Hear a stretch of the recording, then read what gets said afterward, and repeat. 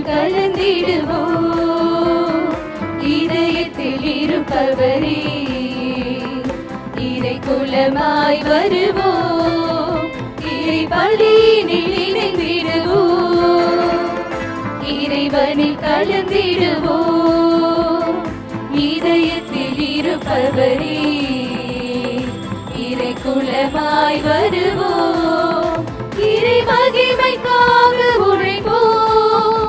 மண்ணில் மனிதம் மலர இணைவோம். இறை மகிமைக்காக உழைப்போம். மண்ணில் மனிதம் மலர இணைவோம்.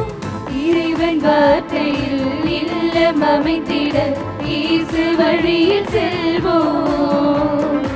உறவு வளம் பெற உண்மை உரு பெற உலகில் சாட்சியாவோம். இறைவன் வார்த்தையில் இல்லம் அமைத்திட இயேசு வழியில் செல்வோம்.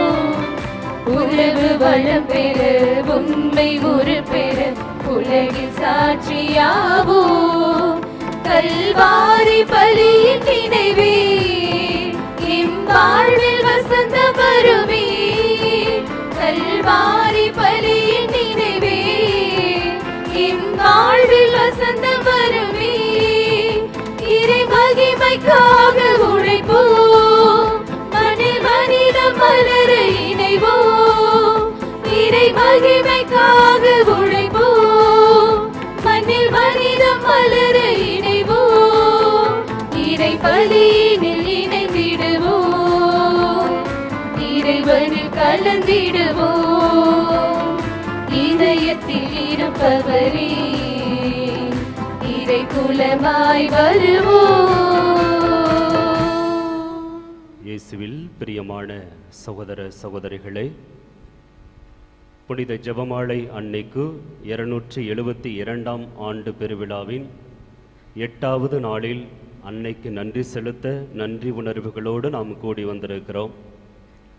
அன்னை மரியாள் துன்புறுகின்றவர்களுக்கு ஆறுதல் என்ற சிந்தனையோடு இந்த நாளை தியானித்து கொண்டிருக்கிறோம். அன்னை மரியாளுடைய வாழ்விலே ஆண்டவர் தனது மீட்பு பணிக்காக தேர்ந்து கொண்ட நேரம் முதல் இன்று வரை அன்னை மரியாள் துன்புறுகின்றவர்களுக்கு ஆறுதலாக இருக்கிறார். இயேசுவினுடைய வாழ்க்கை பயணத்தில் மட்டுமல்ல, திருச்சபை தொடர்ந்து இயேசுவினுடைய விண்ணேற்புக்கு பிறகு இந்த உலகத்திலே உதயமான பொழுது புதிய திருச்சபையை கட்டி எழுப்பிய பெருமையும், தொடக்க திருச்சபையிலே திருத்தூதர்களை கொண்டு பல்வேறு சவால்களை சந்திப்பதற்கு துணிவை கொடுத்தவர் அன்னை மரியாள். இன்றைக்கும் திருச்சபையினுடைய தலைவியாக, திருச்சபைக்காக பரிந்து பேசுகிறவராக, திருச்சபையிலே துன்புறுகின்ற மக்களுடைய சார்பாக இருப்பவர் அன்னை மரியா. இந்த நாளிலே அப்படிப்பட்ட பெருமைகளை கொண்டிருக்கிற மரியாள் நமது குடும்பங்களிலும் துன்புறுகின்றவர்களுக்காக, நோயினால் மட்டுமல்ல பல்வேறு பிரச்சனைகளாலும் குழப்பங்களாலும் துன்புறுகிற நமக்கும் அன்னை மரியாள் ஆறுதல் தரும் அன்னையாக இருக்கிறார். அந்த அன்னையினுடைய ஆசிரை நமக்கு பெற்றுத்தர வந்திருப்பவர் அருட்தந்தை சகாயராஜ், உதவி பங்கு தந்தை தூய மரியன்னை பேராலயம். தந்தை அவர்களை பழைய கோவில் இறைமக்கள் ஒவ்வொருவருடைய சார்பாக அன்போடு கரவொலி எழுப்பி வருக வருக என்று வரவேற்போம். தந்தை மகன் தூய ஆவியாரின் பெயராலே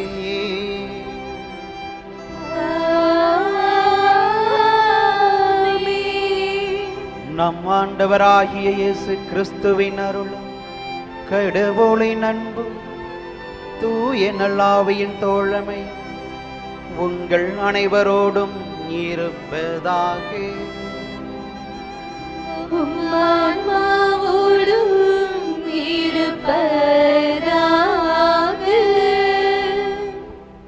கிறிஸ்துவில் பிரியமுள்ள அன்பு சகோதர சகோதரிகளே, திருத்தந்தை 9ஆம் பத்திநாதர் அவர்கள் இப்படியாக கூறுகிறார்: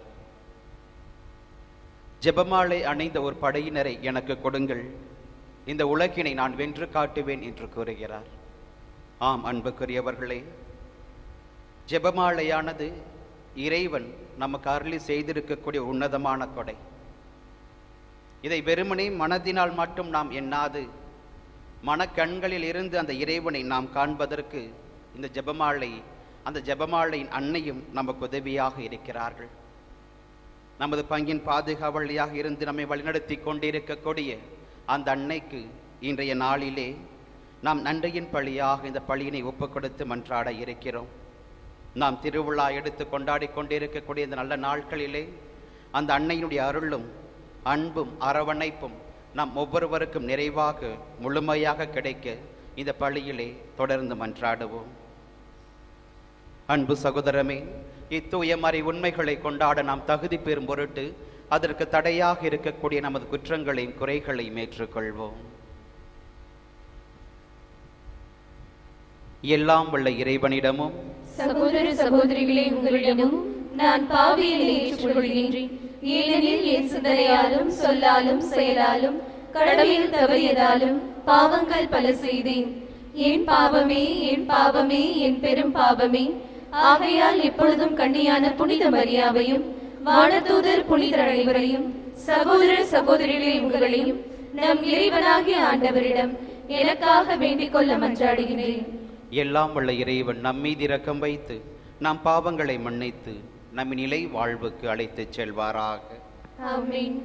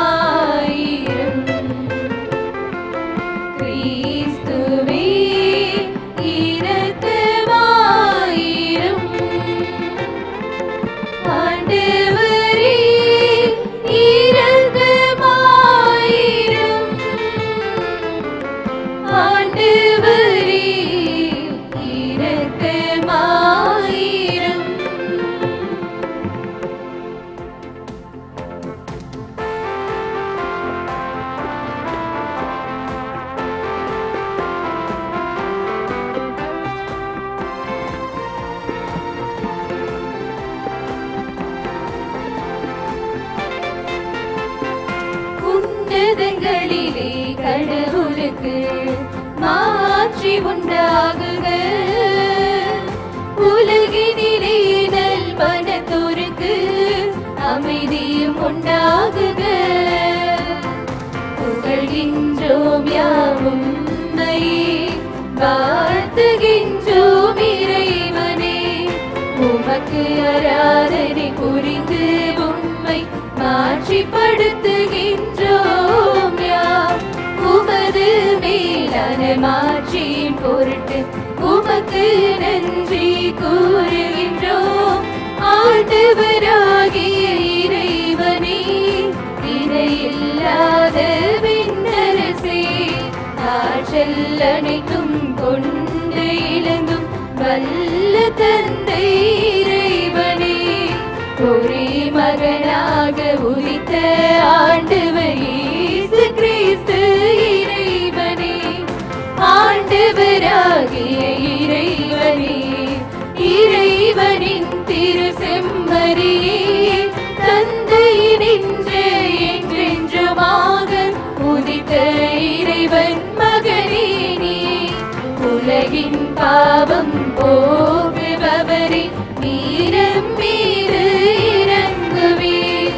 உலகின் பாவம் போக்குபவரே, எங்கள் மன்றாட்டை ஏற்றருள்வீர்.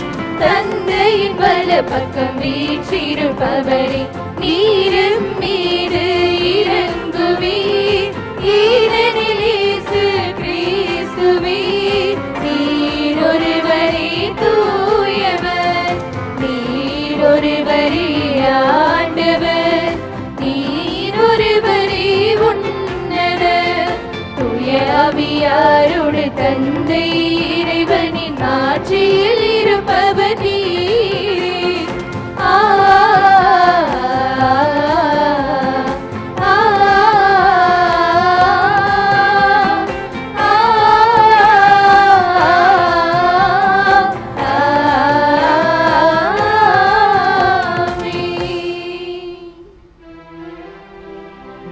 மன்றாடுவோமாக. இறைவா, உமது அருளை எங்கள் மனங்களில் பொழிந்தருள உம்மை வேண்டுகின்றோம். உம் திருமகன் கிறிஸ்து மனிதரானது வான தூதர்கள் வழியாக நாங்கள் அறிந்திருக்கின்றோம். அந்த புனித கன்னி மரியாவினுடைய பரிந்துரையால் அவருடைய பாடுகளினாலும் சிலுவையினால் உயிர்ப்பின் மாட்சியினை பெற நீர் எங்களை அழைத்துச் செல்வீராக. உம்மோடு தூய ஆவியின் ஒன்றிப்பில் இறைவனாய் என்றென்றும் வாழ்ந்து ஆட்சி செய்கின்ற எங்கள் ஆண்டவரும் உம் திருமகனுமாகிய கிறிஸ்து வழியாக உம்மை மன்றாடுகின்றோ.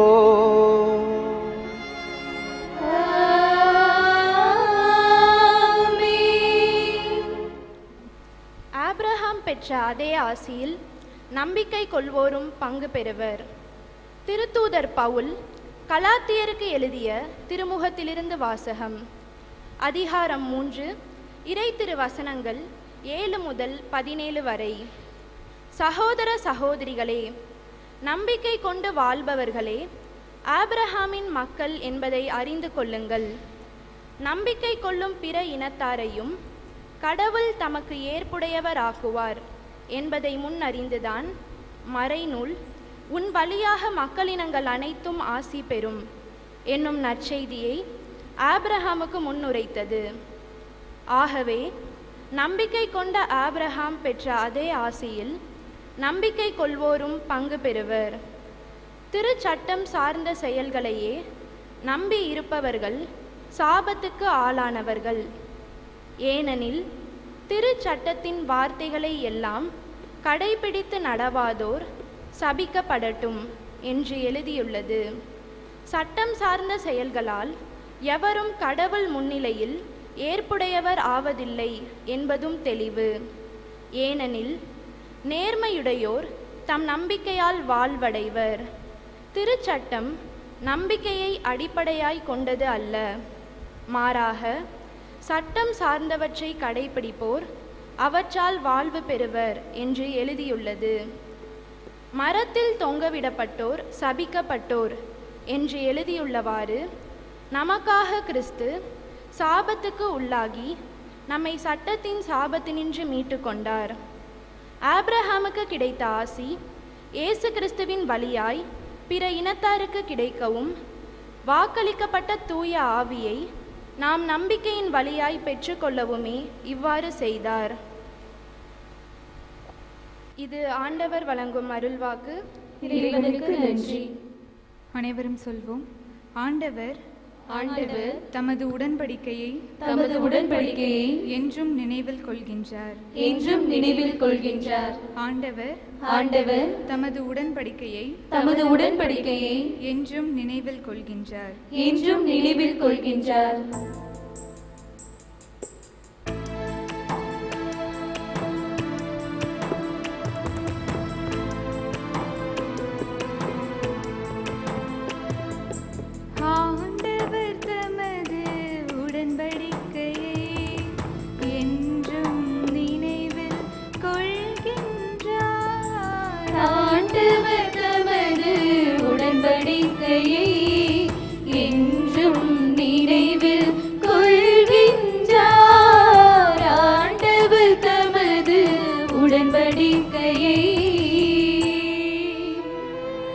நெஞ்சார ஆண்டவருக்கு நன்றி செலுத்துவே. நீதிமான்களின் மன்றத்திலும் சபையிலும் அவருக்கு நன்றி செலுத்துவே. ஆண்டவரின் செயல்கள் உயர்ந்தவை, அவற்றில் இன்பம் காண்போர் அனைவரும் அவற்றை ஆய்ந்து உணர்வர். ஆண்டவர் தமது உடன்படிக்கையை என்றும் நினைவில் கொள்கின்றார். ஆண்டவர் தமது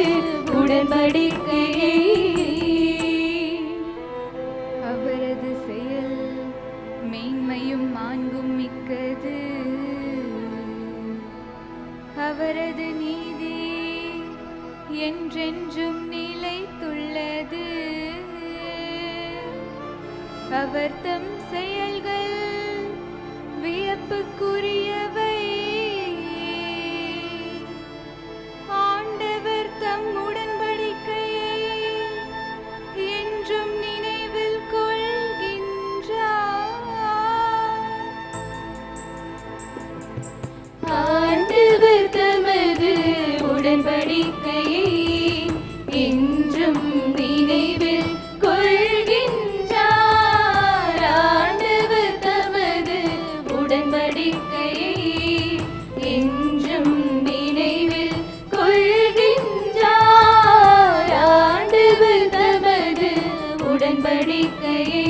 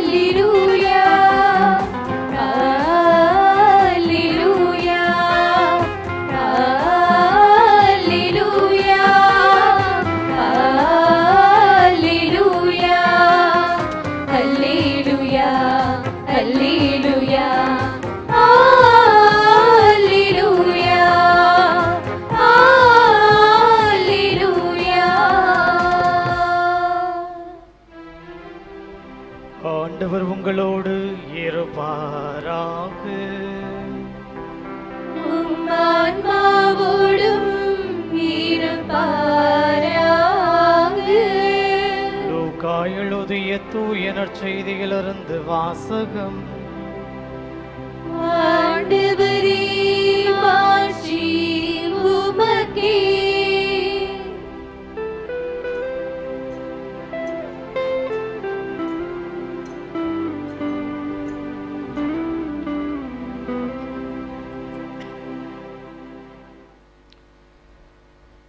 முதலாம் பிரிவு அருள் வாக்குகள் 39 தொடங்கி 45 வரை.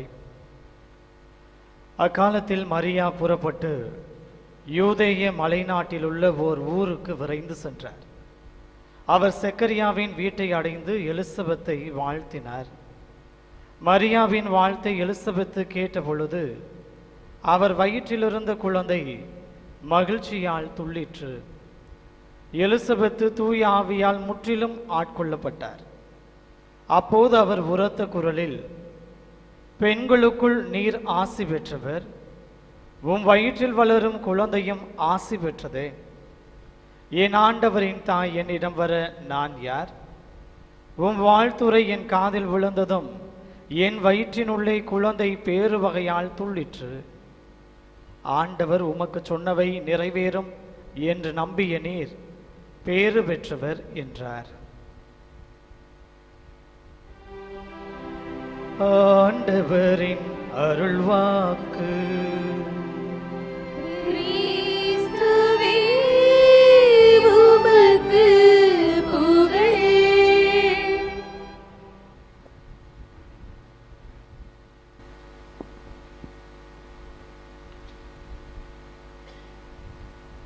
கவிஞன் ஒருவன் இப்படியாக கூறுகிறான்: காலங்களில் சிறந்தது வசந்த காலம், கலைகளில் சிறந்தது ஓவியம், மாதங்களில் சிறந்தது மார்கழி, மலர்களில் சிறந்தது மல்லிகை, பறவைகளில் சிறந்தது மணிப்புறா, பாடல்களில் சிறந்தது அன்னையின் தாலாட்டு, கனிகளில் சிறந்தது மாங்கனி, காற்றுகளில் சிறந்தது தென்றல் காற்று, அன்பில் சிறந்தது உயர்ந்தது தாயின் அன்பு. அன்புக்குரியவர்களே, நம் தாயினுடைய 272வது பெருவிழாவினுடைய 8ஆம் நவநாளிலே நாம் அன்னையின் ஆலயத்தில் குழுமை இருக்கிறோம். அந்த அன்னையினுடைய அன்பும் அரவணைப்பும் பரிந்துரையும் என்றென்றும் நமக்கு நிறைவாகவே கிடைக்கப்பட்டிருக்கிறது. அந்த அன்னை என்றும் நமக்கு உறுதுணையாக இருக்கின்றார் என்கின்ற நம்பிக்கையோடு தான் நாம் அனைவரும் இன்றைய நாளிலே இந்த திருப்பலியிலே பங்கெடுத்து கொண்டிருக்கிறோம். இந்த உலகத்தில் எவரும் சொல்லிக் கொடுக்க இயலாத ஒன்று தாயின் அன்பு. அந்த தாயின் அன்பை வரிகளில் தான் நாம் சொல்லிக் கொடுக்க வேண்டிய என்கின்ற அவசியமும் இல்லை, அல்லது மற்றொருவர் நமக்கு சொல்லிக் கொடுக்க வேண்டிய என்கின்ற அவசியமும் அங்கு இல்லை. மாறாக பிறக்கின்ற குழந்தையிலிருந்து இந்த மண்ணுலகில் இன்று அடக்கம் செய்யப்பட்டு இருக்கக்கூடிய அனைத்து ஆன்மாக்களும் இந்த மண்ணுலகிலே உணர்ந்து கொண்ட முதல் அன்பு எதுவாக இருக்கும் என்று பார்த்தோம் என்றால் அது தாயினுடைய அன்பாகத்தான் இருக்கும். அந்த தாயின் அன்புக்குரியவர்களாக இன்றைய நாளிலே அன்னையின் ஆலயத்தில் குழுமை இருந்து அந்த ஜெபமாலை அன்னைக்கென்று திருவிழா எடுத்து கொண்டாடி கொண்டிருக்கக்கூடிய உங்கள் அனைவருக்கும், உங்கள் பங்கு தந்தையர்களுக்கும் எனது மனமார்ந்த நன்றியினையும் வாழ்த்துக்களையும் தெரிவித்துக் கொள்ளுகிறேன்.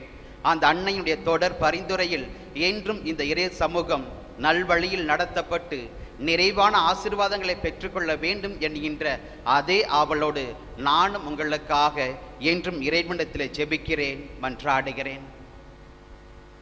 துன்புறுவோருக்கு ஆறுதலாக இருக்கின்றவர் அன்னை மரியா.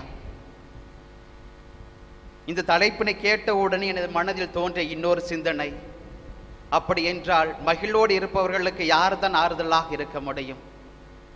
இன்று தங்களது வாழ்விலே துன்பங்களாலும் துயரங்களாலும் சூழப்பட்ட மக்கள் மட்டும்தான் அன்னையை தேடி வருகிறார்களா என்று பார்க்கின்ற பொழுது இல்லை என்று சொல்லிவிட முடியும். எப்படி இருந்தாலும் இறைவன் கொடுத்திருக்கக்கூடிய இந்த வாழ்வு இறைவனால் முழுமையாக ஆசீர்வதிக்கப்பட வேண்டும் என்கின்ற கண்ணோட்டத்தில், அது இன்பமாக இருக்கட்டும் துன்பமாக இருக்கட்டும், இறைவன் இருக்கிறார், அவர் பார்த்து கொள்ளுவார் என்கின்ற நம்பிக்கையோடு இன்று நாம் இங்கு அமர்ந்திருக்கிறோம். அந்த அன்னையினுடைய ஆலயத்தில் நாம் வந்து ஜெபித்து கொண்டே இருக்கிறோம். அப்படி என்றால் அந்த அன்னை நம்மை அழைத்திருக்கிறார், அந்த இறைவன் நம்மை அழைத்திருக்கிறார். அழைத்த இறைவன் நம்மை கைவிட்டு விடாதவராக இருக்கிறார் என்பதனைத்தான் முதலில் நாம் ஒவ்வொருவரும் உணர்ந்து கொள்ள வேண்டிய சிந்தனையாக பார்க்கப்படுகிறது. அன்புக்குரியவர்களே, எவரெல்லாம் இந்த உலகத்தில் துன்பங்களை அனுபவித்துக் கொண்டிருக்கிறார்களோ அவர்களுக்கு மட்டுமே அந்த அன்னையானவள் ஆறுதலாக இருக்கின்றாரா, அல்லது மகிழ்வோடு எப்பொழுதும் இறைவனை பாடி துதித்துக் கொண்டிருக்கக்கூடிய மனிதர்களுக்கு இந்த அன்னையானவள் ஆறுதலாக இல்லையா என்கின்ற சிந்தனையானது இப்பொழுது நம்மிடத்தில் எழ வேண்டாம். மாறாக கடவுளுடைய மீட்பின் திட்டத்திலே பின்னோக்கி பார்த்தோம் என்றால் யாரெல்லாம் அங்கு தங்களுடைய வாழ்வில் மிகுந்த துன்பங்களை அனுபவித்து கடவுளுடைய அருளை கண்டு கொண்டார்கள் என்று சொன்னோம் என்றால் அங்கு முதலிடத்தில் யார் இருப்பார் என்று பார்த்தோம் என்றால் அது கடவுளாகத்தான் இருக்கக்கூடும். நமக்கு கொடுத்திருக்கக்கூடிய அந்த திருவிவிலியத்திலே பார்க்கிறோம். விடுதலை பயணம் முதல் புத்தகத்திலிருந்து அந்த புத்தகத்திலிருந்து பார்க்கக்கூடிய ஒவ்வொரு அதிகாரம் நமக்கு சொல்லிக் கொடுக்கிறது. 400 ஆண்டுகளுக்கு மேலாக அடிமைத்தனத்திலே வாழ்ந்திருந்த மக்கள், தங்களது வாழ்விலே இன்பம் என்றால் என்ன என்பதை மறந்து போன மக்கள், நல்லதொரு உணவு கிடைக்காமல் கிடைக்கக்கூடிய உணவினை உண்டு கொண்டு அடிமைகளாக 400 ஆண்டுகளுக்கு மேலாக 4 தலைமுறைகளாக வாழ்ந்த தருணத்திலே அங்கு இறைவன் வருகிறார். அந்த மக்களோடு உடன்படிக்கை செய்து கொள்ளுகிறார். நான் என்றென்றும் உங்களுக்கு தந்தையாயிருப்பேன், நீங்கள் என்றென்றும் எனக்கு மக்களாயிருப்பீர்கள். இந்த உடன்படிக்கையினுடைய அடித்தளத்தை நாம் பார்த்தோம் என்றால் அந்தந்த மக்களுடைய வாழ்வு முறையிலே இன்பமானது மறைக்கப்பட்டிருந்தது. வெறுமனை துன்பங்களால் மட்டுமே அந்த இஸ்ரேல் மக்களினுடைய வாழ்வு முழுவதுமாகவே அமைந்திருந்தது என்பதனை விடுதலை பயண வாழ்வு புத்தகம் நமக்கு சொல்லிக் கொடுக்கிறது. அங்கு அந்த மக்களினுடைய துன்பங்களை துயரங்களை கண்ட இறைவன் மனம் குமுறி அழுகிறார். இந்த மக்களை மீட்பதற்காக நான் யாரை அனுப்ப போகிறேன் என்கின்ற அந்த செய்தியோடு அந்த மக்களோடு ஏற்படுத்தி கொள்ளுகின்ற உடன்படிக்கையிலே தனது மக்களை அழைத்து கொண்டு வருகிறார். இறைவனின் அழைப்புக்கு ஏற்ற பிள்ளைகளாக அவர்களும் வழிநடந்து கொண்டு இருக்கிறார்கள். ஏறக்குறைய 46 ஆண்டுகள் இன்பத்தை மறந்தவர்களாக, துன்பம் ஒன்றுமே எங்களது வாழ்வில் நிலையானது என்பது நம்பிக்கொண்டிருந்த மக்களுக்கு, உங்களுக்கு நிலையான இன்பங்கள் நிறைந்த கானான் தேசத்தை நான் தருவேன் என்று சொல்லி வாக்களித்த இறைவன் அவர்களை வழிநடத்தி கொண்டு செல்லுகிறார். அப்படி தான் அழைத்த அந்த மக்களை அழைத்து கொண்டு செல்லுகின்ற அந்த இறைவன் அவர்கள் செல்லுகின்ற போதும் கூட இந்த மக்கள் எனக்கான மக்களாக இருப்பார்கள் என்று அவர் நம்பியிருந்தார். அந்த மக்களின் துன்பங்களையும் துயரங்களையும் கண்டு ஏமாறி போயிருந்த அந்த கடவுள் மீண்டும் இன்னும் பல முறை ஏமாற்றப்படுகிறார். எங்கள் இந்த பாலைவனத்தில் வதைக்கவா கூட்டி வந்தீர், நாங்கள் அங்கிருந்தால் நன்றாக உண்டு கொளுத்திருந்திருப்போமே என்று சொல்லிக்கொண்டு மோசேக்கும் எதிராக, கடவுளுக்கும் எதிராக செயல்படக்கூடிய சூழ்நிலையிலே கடவுள் மீண்டும் அங்கு துன்புறுத்தப்படுகிறார். நான் இவர்களை அழைத்து கொண்டல்லவா வந்தேன், என் அன்புக்கு உரியவர்கள் என்று சொல்லி அழைத்தேனே, இன்று இவர்கள் எனது அன்பை புறக்கணிக்கிறார்கள் என்று சொல்லிக்கொண்டு மீண்டும் கடவுள் அங்கு துன்புறுத்தப்படுகிறார். இன்னும் சற்று சென்று பார்க்கிறோம், அங்கு கடவுளுக்கு எதிராக தாங்கள் கொண்டு வந்திருந்த பொன் சிலைகளை வடிவமைத்து அங்கு மக்கள் கடவுளுக்கு எதிரான மற்றொரு வழிபாட்டை தொடங்குகிறார்கள். அந்த நிகழ்விலும் பார்க்கிறோம், கடவுள் மீண்டும் ஏமாற்றப்படுகிறார், துன்புறுத்தப்படுகிறார். அப்படி என்றால் இந்த மக்களுக்கு நான் இன்பங்கள் கலந்த ஒரு வாழ்வை தருவதாக நான் வாக்களித்தேனே, ஆனால் இந்த மக்கள் இந்த இன்பங்கள் கலந்த வாழ்வினை மறந்தவர்களாக, துன்பத்தை மட்டுமே மனதில் எண்ணிக்கொண்டவர்களாக, ஏன் சிற்றின்பத்திற்காக அலைந்து கொண்டிருக்கிறார்கள் என்கின்ற மனதோடு அதோடு கடவுள் தனது மனநிலை நிறுத்தி கொள்ளவும் இல்லை, தனது மீட்பின் திட்டத்தை அடைத்து கொள்ளவும் இல்லை. மாறாக அன்புக்குரியவர்களே, கடவுள் தான் வாக்களித்ததன் பேரில் அந்த கானான் தேசத்திற்கு அந்த மக்களை அழைத்து செல்லுகிறார். கானான் தேசத்திலும் கூட அங்கு அவர்கள் எதிர்பார்த்ததனை போன்று இன்பகரமான வாழ்வு அமைந்து விடவில்லை. அங்கும் கூட பார்க்கிறோம், சென்ற உடனே பக்கத்து நாடுகளிலிருந்து வந்த போர்கள், அபாயங்கள் என்று சொல்லிக்கொண்டு அந்த தேர்ந்தெடுக்கப்பட்ட மக்களின் வாழ்வு மீண்டும் நிலை குறைக்கப்பட்டிருக்கிறது. அந்த தருணங்களிலும் கூட மீண்டும் கடவுள் துன்பத்துக்கு உள்ளாக்கப்படுகிறார். நான் அழைத்த மக்கள் அல்லவா இவர்கள், இப்படி மீண்டும் துன்புறுகிறார்கள் என்று சொல்லிக்கொண்டு மீண்டும் மீண்டும் கடவுள் ஏமாற்றப்படுவது மட்டுமல்லாமல் மீண்டும் அங்கு அவர் துன்பத்துக்கு ஆளாக்கப்படுகிறார். இப்படி இந்த மக்களினுடைய வாழ்வை எப்படி இன்பங்கள் கலந்த ஒரு வாழ்வாக மாற்ற முடியும் என்று சிந்தித்து பார்த்த இறைவனுக்கு அங்கு அவர் மனதில் உதித்தது நீதி தலைவர்களும் இறைவாக்கினர்களும் அரசர்களும். அவர்களின் வாயிலாகவும் அந்த மக்களுக்கான ஒரு வாழ்வினை இறைவன் திரும்ப திரும்ப ஏற்படுத்தி கொடுத்து தொடர் முயற்சி ஈடுபட்டே கொண்டே இருக்கிறார். அவர்கள் பின் வந்த ஒவ்வொரு நிகழ்வினை விவிலியத்திலே நாம் வாசிக்க பார்க்கிறோம். ஆனாலும் தேர்ந்து கொள்ளப்பட்ட மக்களினம் கடவுளுக்கு எதிராக, முற்றிலும் எதிராக, தங்கள் வாழ்வுக்கு எதிராக, மீண்டும் மீண்டும் இறைவனுக்கு எதிராக செல்லுகின்ற சூழ்நிலை. அப்படி தங்களது வாழ்வை துன்பங்களால் மாய்த்து கொண்ட மக்களை நோக்கி எப்படியாவது இவர்கள் மீட்க வேண்டும் கண்ணோட்டத்தில் இருந்த இறைவனுக்கு அங்கு ஒரு சிந்தையில் உதிக்கிறது அன்னை மரியாவினுடைய எண்ணம். சென்ற ஞாயிற்றுக்கிழமையிலே நாம் வாசிக்க கேட்டோம் நற்செய்தி வாசகம், அழகான ஒரு வாசகத்தை வாசித்த கேட்டிருப்போம். திராட்சை தோட்ட நிலக்கிழார் உவமை, குத்தகைக்கு விடுத்த அந்த நிலக்கிழார் மீண்டும் வந்து கேட்கிறார், எனக்கானதை கொடுங்கள், கணக்கினை திருப்பி காட்டுங்கள் என்று கேட்கின்ற பொழுது பணியாளர்களை அனுப்புகிறார், அடித்து உதைத்து அனுப்பி விடுகிறார். மீண்டும் ஒருவரை அனுப்புகிறார்கள், அவர்களை கொன்று போடுகிறார்கள். மீண்டும் பலரை அனுப்புகிறார்கள், அவர்களையும் அவ்வாறே செய்கிறார்கள். இறுதியாக எனது ஒரே மகனை அனுப்புவேன், அப்பொழுது எனது மகன் என்பதற்காவது அவர்கள் பயந்து கொண்டு கணக்கை ஒப்படைப்பார்கள் என்று நினைத்த அந்த தலைவருக்கு ஏமாற்றமே மிஞ்சியது. அந்த மகனையும் அவர்கள் வெளியே துரத்தி அடித்து கொன்று போட்டார்கள் என்பதனை சென்ற ஞாயிற்றுக்கிழமைக்கு நற்செய்தி வாசகம் நமக்கு சொல்லி காட்டுகிறது. அன்புக்குரியவர்களே, கடவுளுடைய அன்பு எத்தகையது என்பதற்கும் கடவுள் தன் வாழ்நாளிலே இன்பங்களால் மட்டுமே இருந்திருக்கிறார் என்பதனை இந்த நிகழ்வு நமக்கு சுட்டிக்காட்டி இருக்கிறது. உண்மையாக இருந்திருக்க முடியாது.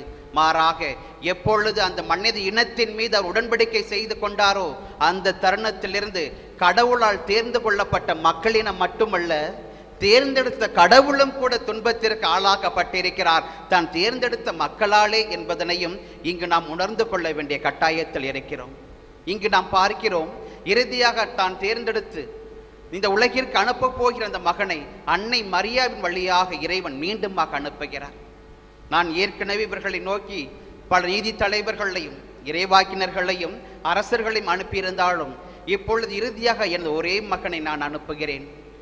இவருக்காவது இவர்கள் செவி கொடுப்பார்கள், தங்களது வாழ்வை மாற்றிக்கொள்வார்கள், துன்பங்கள் நிறைந்த வாழ்வை இன்பங்கள் நிறைந்த வாழ்வாக என்னால் மாற்றிக் கொடுக்க முயலும் என்கின்ற கண்ணோட்டத்தோடு அங்கு நம் ஆண்டவர் இயேசு கிறிஸ்துவையும் அங்கு கடவுள் அனுப்புவதை பார்க்கிறோம். அன்புக்குரியவர்களே, அங்கு யோவான் நற்செய்தி அதிகாரம் 3 இறைவசனம் 16 பார்க்கிறோம். நம் அனைவருமே நிலைவாழ்வு பெறும் பொருட்டு, இந்த உலகம் அனைத்துமே நிலைவாழ்வினை பெறும் பொருட்டு கடவுள் தம் ஒரே மகனை இந்த உலகிற்கு கையளிக்கும்படி அவர் அங்கு அந்த உலகின் மீது அன்பு கூர்ந்தார் என்பதனை அங்கு யோவான் நற்செய்தியாளர் தெளிவாகவே குறிப்பிட்டு காட்டுகிறார். அப்படி என்றால் தான் இதற்கு முன் அழைத்திருந்த மக்களிடத்திலே எத்தனை முறையும் பல நிதி தலைவர்களையும் இறைவாக்கினர் அரசர்களையும் அவர் அழைத்திருந்தாலும் அனுப்பியிருந்தாலும் அவர்களுக்கு செவி கொடுக்காத மக்கள் இன்று இந்த இறைமகனுக்கு செவி கொடுப்பார், அவர் வழியாக இந்த மண் உலகத்தை மீட்க முடியும், இவற்றிற்கு அந்த அன்னை மரியாள் காரணமாக இருக்க முடியும் நினைத்து கொண்டு அங்கு இயேசுவையும் அங்கு கடவுள் அனுப்புகிறார். அந்த இயேசுவினுடைய வாழ்வை நாம் சற்று ஆராய்ந்து பார்க்கின்ற பொழுது மத்தேயு நற்செய்தி அதிகாரம் 5 பார்க்கிறோம். நற்பேறு பெற்ற பேறுகளை அங்கு ஆண்டவர் இயேசு கூறுகிறார் மழை பொழிவில். அந்த 2வது பேரிலே பார்க்கிறோம், துயரொருவோர் பேறு பெற்றோர் ஏனெனில் அவர்கள் ஆறுதல் பெறுவர் என்று. இந்த மண்ணுலகில் யாரெல்லாம் துன்பத்துக்குள்ளாக்கப்படுகிறார்களோ அவர்கள் அனைவருமே பேறு பெற்றோர் என்கின்ற அந்த கடவுளினுடைய வார்த்தை. அப்படி என்றால் அழைத்த இறைவன் தொடக்கத்தில் இருந்து தன் அழைத்த அந்த மக்களுக்கு விசுவாசமாக இருந்த தருணத்தில் இருந்து அவர் துன்பத்துக்கு உள்ளாக்கப்பட்டார். அவருக்கு ஆறுதலான வாழ்வு வார்த்தை கிடைத்ததா என்று பார்க்கும் பொழுது இறைவனுக்கு ஏமாற்றமே மிஞ்சியது என்பதனை நாம் ஒரு புறம் வைத்து சிந்தித்து பார்க்க வேண்டும். இருந்தாலும் இங்கு நம் ஆண்டவர் இயேசு கிறிஸ்துவின் வருகையின் பொருட்டாவது இங்கு மாற்றம் ஒன்று நிகழும், மக்கள் மனம் மாறுவார்கள், மீண்டும் இறைவனிடத்தில் திரும்பி வருவார்கள் என்கின்ற கண்ணத்தோடு மீண்டுமாக அவர்களை நோக்கிய மற்றொரு வார்த்தையானது அனுப்பப்படுகிறது. அந்த வார்த்தை கூறுகிறது, துயரொருவர் பேறு பெற்றோர் ஏனென்றால் அவர்கள் ஆறுதல் பெறுவர் என்று. அந்த ஆறுதல் யாருக்கெல்லாம் இயேசுவினால் கொடுக்கப்பட்டது என்பதனை நற்செய்தியிலே நாம் வாசிக்க பார்க்கிறோம். நோயினால் துன்பப்பட்டவர்களுக்கும், சட்டங்களினால் புறக்கணிக்கப்பட்டவர்களும், சமுதாயத்தினால் புறக்கணிக்கப்பட்டு விளிம்பு நிலை மக்களாக இருந்த அந்த மக்களுக்கும் கூட இறைவன் தந்த வார்த்தைகள் ஆறுதலான வார்த்தைகளாக இருந்தது. அந்த இறைவனுக்கு அப்போவே தெரிந்திருந்தது, எனது பணிக்காலம் 3 ஆண்டுகள் மட்டுமே என்பதை உணர்ந்த நம் ஆண்டவர் இயேசு கிறிஸ்து எனக்கு பின் இந்த ஆறுதலான வார்த்தைகளை யாரால் கொடுக்க முடியும் என்பதனை அவர் முன்கூட்டியே உணர்ந்திருந்திருக்க வேண்டும். அதனால்தான் அன்னை மரியாவை நோக்கி நற்செய்தியிலே நாம் வாசிக்க பார்க்கிறோம், எனது தாயும் எனது சகோதரர்களும் யார் என்ற கேள்வியிலே பார்க்கிறோம், எவரொருவர் தந்தையின் திருவுள்ளத்தை முழுமையாக ஏற்று கடைபிடிக்கிறாரோ நிறைவு செய்கிறாரோ அவர் மட்டுமே எனது தாயும் சகோதர சகோதரிகளும் ஆவார் என்று சொல்லி அன்னை மரியா மட்டுமே எனக்கு பின் இந்த நற்செய்தி பணிவாழ்வில் அனைத்து மாந்தருக்கும் ஆறுதலை தரக்கூடிய ஒரு பெண்ணாக இருக்க முடியும், கடவுளின் மீட்பின் திட்டத்திலே கடவுள் செலுத்தியாக இருக்க முடியும் என்பதனை அங்கு நம் ஆண்டவர் இயேசு உணர்ந்து கொண்டதாக பார்க்கிறோம். இதற்கு அழகான 2 தருணங்களை நம் ஆண்டவர் நமக்கு சொல்லிக் கொடுக்கிறார். கானாவூர் திருமணத்திலே பார்க்கிறோம், அன்னையினுடைய பரிந்துரை அங்கு நடைபெறுகிறது. அந்த கானாவூர் திருமணத்திலே தேர்வில் இருப்பவர்களை நோக்கி அன்னை மரியாள் ஓடோடி உதவி செய்யக்கூடிய சூழ்நிலை. 2வதாக பார்க்கிறோம் என்று வாசிக்க கேட்ட நற்செய்தி வாசகம், எலிசபெத் அம்மாள் அங்கு வயது முதிர்ந்த நிலையில் இருந்த அவருக்கு அங்கு வானதூதரின் அறிவிப்பினால் 6ஆம் மாதமாக இருந்த நிலையிலும் அங்கு ஆண்டவர் இயேசு கிறிஸ்து கப்ரியல் வானதூதரினுடைய அறிவுறுத்தலின் அந்த வானத்துடைய கட்டளையினால் அன்னை மரியாவின் வயிற்றில் அங்கு கருவாக உருவான அந்த தருணத்திலும் கூட ஓடோடி சென்று உதவி செய்கின்ற சூழ்நிலை. இந்த 2 நிலைகளிலுமே ஆண்டவர் இயேசு கிறிஸ்து அந்த சான்று பகர்கிறார். அந்த கானாவூர் திருமணத்தில் அந்த அன்னையானவள் என்னை பார்த்து கூறினாள், இவர் சொல்வது எல்லாம் செய்யுங்கள் என்கின்ற வார்த்தை. அந்த வார்த்தையின் பொருட்டு அங்கு அந்த அன்னையின் பேச்சுக்கு முதன்மை கொடுக்கப்படுகிறது. மீண்டுமாக நான் சிறு கருவாக இருந்த தருணத்தில் எனது அன்னையானவள் அங்கு 6 மாதம் நிறைகற்பனையாக இருந்த அந்த எலிசபெத்தை நோக்கி அந்த மலைநாட்டில் உள்ள தேசத்தை நோக்கி ஓடோடி செல்லுகிறாள். ஏனென்றால் அவர் 6 மாத நிறை கர்ப்பிணியாக இருந்தால் அவளுக்கு உதவி தேவைப்பட்டது. அந்த தருணத்திலும் சிறு கருவாக இருந்த என்னை சுமந்து கொண்டு எனது தாயானவள் விரைந்து சென்று அந்த எலிசபெத்துக்கு உதவி செய்தாள் என்பதனை இயேசுவே சாட்சியாக கூறுவதாக நற்செய்திகளில் நாம் வாசிக்க பார்க்கிறோம்.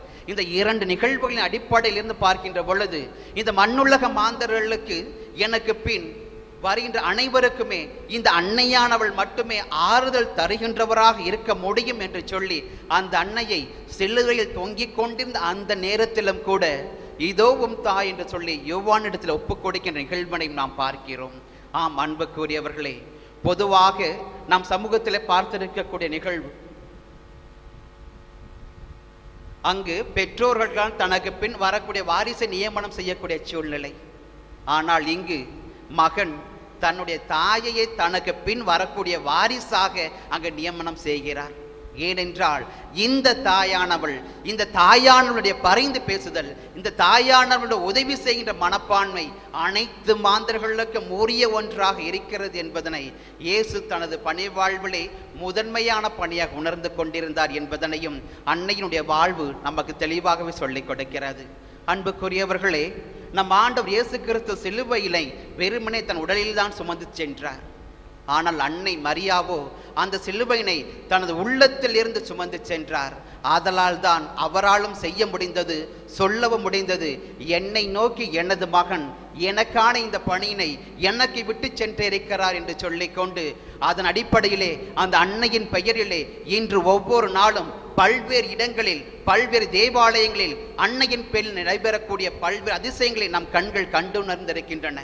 இந்த அன்னையினுடைய ஆறுதலான வார்த்தைகளும் இந்த அன்னையை நோக்கி நாம் சென்றோம் என்றால் நம் கண்களுக்கும் நம் மனதிற்கும் புத்துணர்வு கிடைக்கும் என்று சொல்லிக்கொண்டு இன்று இந்த அன்னையினுடைய ஆலயங்களை தெரியும் ஓடோடி கொண்டிருக்கக்கூடிய மக்கள் கூட்டம் ஏராளம். நம் அருகில் இருக்க வேளாங்கண்ணியாக இருக்கலாம், பூண்டி மாதாவாக இருக்கலாம், இந்த ஜெபமாலை அல்லது வியாகுல தாயாக இருக்கலாம், சகாய தாயாக இருக்கலாம், ஆரோக்கிய தாயாக இருக்கலாம், பாத்திமா தாயாக இருக்கலாம். இந்த தாய்களை நோக்கி இந்த மக்கள் கூட்டம் ஓடோடி செல்லுகிறார்கள் என்றால் அந்த அன்னையானவள் அந்த ஆண்டவர் இயேசு கிறிஸ்துவையும் அந்த கிறிஸ்து மண்ணுலகிலே உருக்கொடுக்க உருவமாக இருந்த உருவற்றி இருந்த அந்த கடவுளுடைய அருளையுமே தன் வழியாக இந்த மண்ணுலக மாந்தர்களுக்கு கொடுத்து கொண்டே இருக்கிறார் என்பதுதான் நம் கண்கள் கண்டுணர்ந்து கொள்ள வேண்டிய உண்மையாக பார்க்கப்படுகிறது. அப்படி என்றால் இன்று அந்த அன்னையுடைய பெயரிலே எத்தனை அதிசயங்கள் இங்கு நிகழ்ந்தேறிக் கொண்டிருக்கின்றன, எத்தனை வியப்பான நிகழ்வுகள் நம் கண்கள் கண்டு உணர்ந்து கொண்டிருக்கின்றன. இவர்கள் அனைத்தையும் நாம் சிந்தித்து பார்க்கின்ற பொழுது நம் மனதில் எழுகின்ற எண்ணங்கள், இந்த அன்னையை நோக்கி இந்த நவநாளிலாவது இந்த திருநாளிலாவது நான் செல்லுகின்ற பொழுது நான் நினைக்கின்ற காரியங்களை அந்த அன்னையானவள் நிகழ்ந்தேறி தரமாட்டாளா? குணப்படுத்த முடியாது என்று சொன்ன அந்த நோயினை இந்த அன்னையானவள் தீர்த்து வைக்க மாட்டாளா? எனது குடும்பத்திலே சமாதான ஒற்றுமை இல்லை என்று சொல்லி எங்கிக் கொண்டிருக்கக்கூடிய ஒவ்வொரு மாந்தருக்குமே இந்த அன்னையானவள் உதவி செய்ய மறுப்பாளா? அல்லது எனது மகனுக்கு நல்ல வரம் கிடைக்காமல் இன்னும் நாட்கள் தள்ளி கொண்டே போயிட்டிருக்கனவே அவனுக்கு வயதாகி கொண்டிருக்கக்கூடிய என்று சொல்லி ஏங்கிக் கொண்டிருக்க அந்த மாந்தர்களுக்கும் கூட இந்த அன்னையானவள் ஆறுதலாக இருக்கிறார். அல்லது குழந்தை பாக்கியம் வேண்டி அந்த அன்னையை நோக்கி தினந்தோறும் சென்று கொண்டிருக்கக்கூடிய அந்த பெண்களுக்கு அந்த அன்னையானவளே மீண்டும் ஆறுதலாக இருக்கக்கூடிய பல்வேறு வகையான சூழ்நிலைகளையும் நாம் பார்த்து கொண்டே இருக்கிறோம். அன்புக்குரியவர்களே, நம் வாழ்வில் சந்திக்கின்ற ஒவ்வொரு வகையான நிகழ்வுகளிலுமே அந்த அன்னையினுடைய அன்பும் அரவணைப்பும் பரிந்து பேசலும் என்றும் நம்மோடு இருக்கிறது என்பதனைத்தான் இந்த அன்னையினுடைய திருவிழாவானது நமக்கு சொல்லிக் கொடுக்கின்ற 2வது செய்தியாக பார்க்கப்படுகிறது. அன்று இறைவன் சொன்னார், நான் என்று உன்னோடு இருக்கிறேன், உன்னை மீட்பதற்காக உன்னோடு வருகிறேன் என்று சொன்ன இறைவன் இன்று அந்த அன்னையின் வழியாக இந்த மண்ணுக்குள்ள மீட்பு பெற வேண்டும். இந்த அன்னையின் வழியாக இந்த மண்ணுலக மாந்தர்களுடைய அனைத்து விதமான துன்பங்களும் துயரங்களும் நீக்கப்பட வேண்டும் என்று சொல்லி அந்த அன்னையானவளும் நம்மை பார்த்து கூறுகிறார், நான் என்றும் உங்களோடு இருக்கிறேன், உன்னோடு இருக்கிறேன், உன் துன்பகரமான வாழ்வினை இன்பகரமான வாழ்வை மாற்றுவேன் என்று சொல்லி இன்றும் அந்த அன்னையானவள் நம்மை பார்த்து கூறுகிறார். இன்று இந்த உலகமே சந்தித்து கொண்டிருக்கக்கூடிய கண்ணுக்கு தெரியாத சிறு கிருமி கொரோனா என்ற துன்பத்திலும் இருந்து கூட அந்த அன்னையானவள் இன்று நம்மை காப்பாற்றி இருப்பதன் வெளிப்பாடுதான் நீங்களும் நானும் இன்று அமர்ந்த அன்னையின் ஆலயத்தில் ஜெபித்துக் கொண்டிருக்கிறோம். இதற்காகவே அந்த அன்னையினுடைய முதற் சாட்சிகளாக இங்கு ஆண்டவர் இருந்தார், இன்று நாமும் இருக்கிறோம் என்பதனை நாம் உணர்ந்து கொள்ள வேண்டும். அன்புக்குரியவர்களே, ஆனாலும் நாம் வாழ்ந்து கொண்டிருக்கக்கூடிய இந்த சமூகத்திலே இன்னும் ஒரு சில சாரார் தான் சந்திக்கின்ற இந்த துன்பங்களின் பலனாக இறைவன் என்னை கைவிட்டு விட்டார், அவரை நோக்கி பல வேண்டுதல்களை நான் செபித்திருக்கிறேன், செலுத்தி இருக்கிறேன், ஆனாலும் அந்த இறைவன் என்னை கண்ணோக்கி பார்க்க மறந்து விட்டார் என்று சொல்லிக்கொண்டு அந்த துன்பங்களால் இறைவனை மறந்து போகிற மக்கள் கூட்டம் இந்த சமூகத்தில் ஏராளம். நான் நம்ம நினைத்து கொள்ள வேண்டிய, இருத்தி கொள்ள வேண்டிய சிந்தனை ஒன்று, அந்த அன்னையானவள் என்றும் நம்மை பார்த்து கூறுகிறாள், உன் இன்பத்திலும் அல்ல துன்பத்திலும் உன் நிழலாகவே கூடவே இருக்கிறேன் என்று சொல்லிக்கொண்டு ஒவ்வொரு நாளும் நம்மை தேற்றுகின்ற அன்னையாகவே அவள் இருப்பதையும் நாம் பார்த்து கொள்ள முடிகிறது. அன்புக்குரியவர்களே, ஆழ்ந்து சிந்தித்து பார்க்க வேண்டிய தருணம் இது. கடவுளின் மீட்பின் திட்டத்தில் இருந்து பார்க்கின்ற பொழுது கடவுள் எனக்கு இந்த மக்கள் எப்பொழுதும் உடன்படிக்கையின் அடிப்படையிலே தேர்ந்தெடுக்கப்பட்ட மக்களாக நன்மைத்தனத்தினால் மிகுந்த மக்களாக இருப்பார்கள் என்று சொல்ல காணப்பட்ட அந்த இறைவனுக்கும் ஏமாற்றம் மிஞ்சியது, அவருக்கும் துன்பங்கள் கிடைத்தது. என் இறைமகனை அனுப்பியாவது இவர்களது வாழ்வை நான் மீட்டுக்கொள்ள வேண்டும் என்று நினைத்த அந்த கடவுளுக்கு அந்த இறைமகனை கொன்று சிலுவையில் இருந்த மக்களினமும் கூட மீண்டும் துன்பத்தை பெற்று தந்தது. இறுதியாக அந்த அன்னையையும் கூட இயேசுவினுடைய விண்ணேற்றத்திற்கு பிறகு புதிய திருச்சபையினுடைய முதல் சீடத்தையாக அன்னையினை கொடுத்து இன்று அந்த சீடத்தினுடைய அன்பு பிள்ளைகளாக நாமும் வளர்வதற்கு அந்த இறைவன் அழைப்பு தந்திருக்கிறார் என்றால், இன்பத்தினால் மட்டும் நமது வாழ்வை நாம் அழகு செய்ய அழைக்கப்படுவதில்லை, மாறாக துன்பங்களாலும் நமது வாழ்வை நாம் அழகுற செய்ய வேண்டும் என்பதனைத்தான் அந்த இறைவன் விரும்புகிறார். இரவும் பகலையும் போன்று இந்த இன்பமும் துன்பமும் மனித வாழ்வில் இரண்டர கலந்தது என்பதனை எப்பொழுது நம் மனம் உணர்ந்து கொள்ளுகிறதோ அப்பொழுதே அந்த இறைவன் நமக்கான வாழ்வினை ஆசீர்வதிக்கின்ற இறைவனாக இருக்கின்றார் என்பதனை நாம் உணர்ந்து கொள்ள இன்று அழைக்கப்படுகிறோம். சிந்தித்து பார்ப்போம் அன்புக்குரியவர்களே, அந்த கடவுள் என்றும் நம்மை விட்டு விலகாதவராக இருக்கிறார். இதைத்தான் நமக்கு முன் வாழ்ந்து மறைத்து சென்றிருக்கக்கூடிய அனைத்து புனிதர்களும் மறைசாட்சியும் சொல்லிக் கொடுக்கிறார்கள். அந்த கடவுளுடைய அருளை பெற்றுக்கொள்ள வேண்டும் என்றால் கடவுளுக்குரியவர்களாக வாழ முற்படுங்கள் என்று. அப்படி என்றால் கடவுளுக்குரிய பிள்ளைகளாக கடவுள் விரும்புகின்ற அந்த நல்ல எண்ணத்தோடு அவரை நோக்கி மன்றாடுகின்ற ஒவ்வொரு நேரத்திலும் நமது எண்ணங்கள் அனைத்துமே அவரால் கேட்கப்படுகின்றன என்பதுதான் முற்றிலும் ஏற்றுக்கொள்ளப்பட வேண்டிய உண்மையாக இருக்கிறது.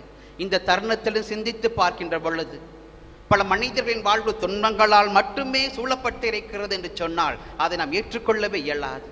மாறாக அந்த துன்பத்தனையும் தாண்டி ஒரு வாழ்வு இருக்கிறது. துன்பங்களின் மத்தியில் இறைவன் நம்மை புடமிட்டு பார்க்கிறார் என்பதற்கு பல்வேறு நபர்களை விவிலியத்தில் அடையாளமாக நம் இறைவன் கொடுத்திருக்கிறார். யோபு மிகச்சிறந்த ஒரு அடையாளம், செக்கரியா மிகச்சிறந்த ஒரு அடையாளம். அதே போன்றுதான் இன்றும் நமது வாழ்வை அந்த இறைவன் புடமிட்டு பார்க்கிறார்.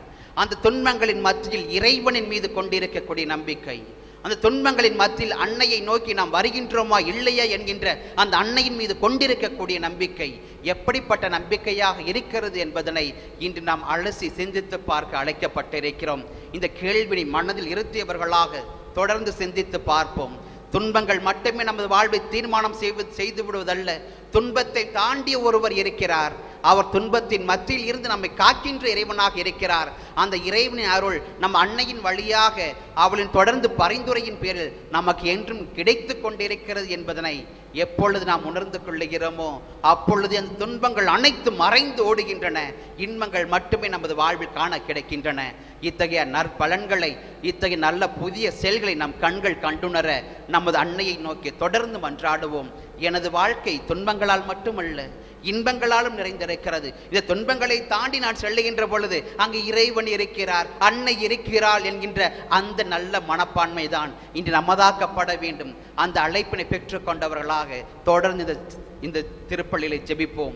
அந்த அன்னையானவர்களுடைய தொடர் பரிந்துரையும் என்றும் நமக்காகவும் நம் பங்கு இறை சமூகத்திற்காகவும் நம் குடும்பங்கள் இருக்கிற ஒவ்வொரு மனநிலையினையும் இருந்து அடிப்படையில் நம்மை ஆட்டி படைக்கின்ற ஒன்றாக இருந்து கடந்த ஒரு வாழ்வு இறைவனில் இருக்கிறது என்பதனை உணர்ந்து கொள்வதற்கு சான்றாக அமைய அந்த இறைவனின் அருள் வேண்டுவோம். இப்பள்ளியில் மன்றாடுவோம். நம் அனைவரும் எழுந்து நின்று நம் தந்தையாம் இறைவன் அன்புக்குரியவர், நீதிக்குரியவர், இரக்கமுள்ளவர் என்கின்ற அவரின் பண்பு நலன்களுக்கு ஏற்ப அவரது அருள் தொல்லையால் என்றும் நாம் வழிநடத்தப்படுகிறோம் என்கின்ற நம்பிக்கையோடு நம் மனதில் இருக்கக்கூடிய ஒவ்வொரு வகையான எண்ணங்களையும் இயக்கங்களையும் தேவைகளாக மன்றாட்டுகளாக அவரிடத்தில் எடுத்துரைப்போம். உங்கள் ஒளி மனிதர் முன் ஒளிர்க, மத்தேயு 5:16 என்ற இறைவார்த்தையின் வழியாக உம்மால் அருள்பொழிவு செய்யப்பட்ட திருத்தந்தை, ஆயர்கள், அருட்தந்தையர்கள், அருள் சகோதரிகள் அனைவரும் தங்கள் அழைப்பின் மேன்மையை உணர்ந்து இறைமக்களாகிய எங்களை ஒளியின் பாதையில் நடத்தி சென்றிட நல் ஞானமும் உடல் உள்ள ஆன்ம நலனும் தந்திட புனித ஜெபமாலை அன்னையின் பரிந்துரையின் வழியாக இறைவா உம்மை மன்றாடுகிறோம். எல்லாம் வல்ல இறைவா, எங்கள் மன்றாட்டை கேட்டருளும்.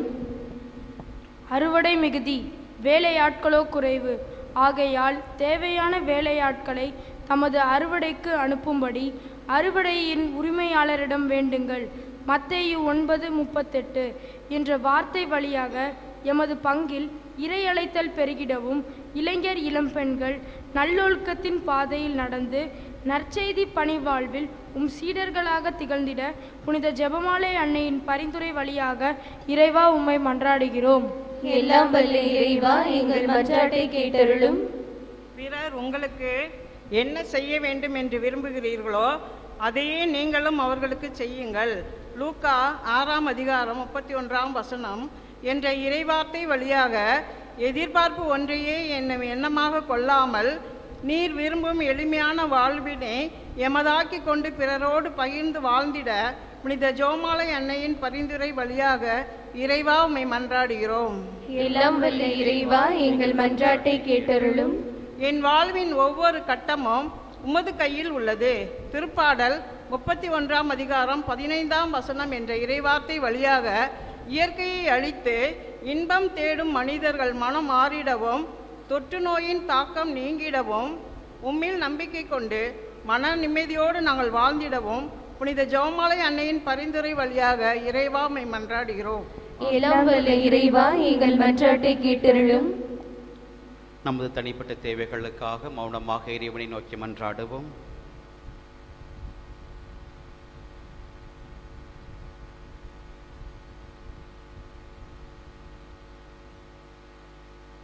என்றும் வாழும் எல்லாம் வல்ல இறைவா, உமது அன்பின் பிள்ளைகளாக இன்றைய நாளில் நாங்கள் ஏறெடுத்த அனைத்து விதமான மன்றாட்டுகளையும் கண்ணோக்கி பாரும். அன்பை பெற்றுக்கொண்ட பிள்ளைகளாகவும் அந்த அன்பின் இந்த மண்ணுலகில் பறைசாற்றுகின்ற உமது அன்பின் சாட்சிகளாக என்றும் நாங்கள் வாழ்ந்திட உமது அருளை எங்களுக்கு தந்தருள்வீராக.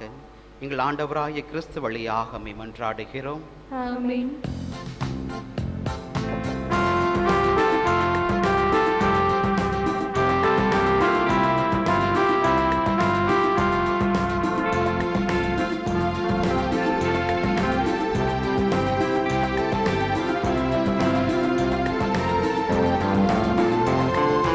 காணிக்கை தருகின்றேன் இறைவா, காணிக்கை தருகின்றேன், என்னையை தருகின்றேன் தலைவா, என்னையை தருகின்றேன். உமது அன்பில் நிலைத்த நான் வாழ்ந்திட உமது சித்தம் செய்து நான் மகிழ்ந்திட உனது அன்பில் நிலைத்த நான் வாழ்ந்திட உமது சித்தம் செய்து நான் மகிழ்ந்திட காணிக்கை தருகின்றேன் இறைவா, காணிக்கை தருகின்றேன்.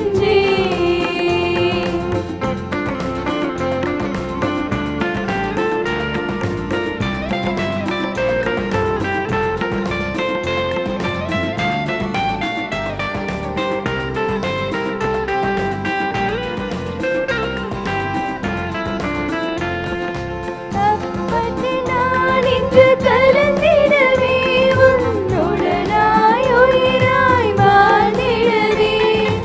அப்பத்தில் நான் இன்று கலந்திடவே உன்னுடனாய் உயிராய் வாழ்ந்திடவே. ஒன்றுக்கு நூறாய் பலன் தருவே ஆசையாய் அர்ப்பணம் செய்கின்றேன்.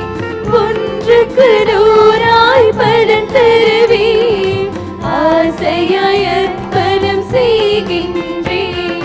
காணிக்கை தருகின்றேன் இறைவா, காணிக்கை தருகின்றேன், என்னையை தருகின்றேன் தலைவா, என்னையை தருகின்றேன்.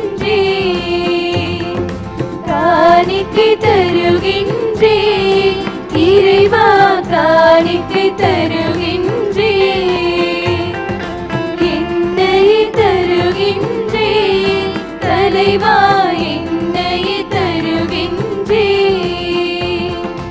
உனது அன்பில் நிலைத்த நான் வாணிட உமது சித்தம் செய்து நான் மகிழ்ந்திட உமது அன்பில் நிலைத்த நான் வாணிட உமது சித்தம் செய்து நான் மகிழ்ந்திட காணிக்கை தருகின்றேன் இறைவா காணிக்கை தருகின்றேன் என்னையே தருகின்றேன் தலைவா என்னையே தருகின்றேன்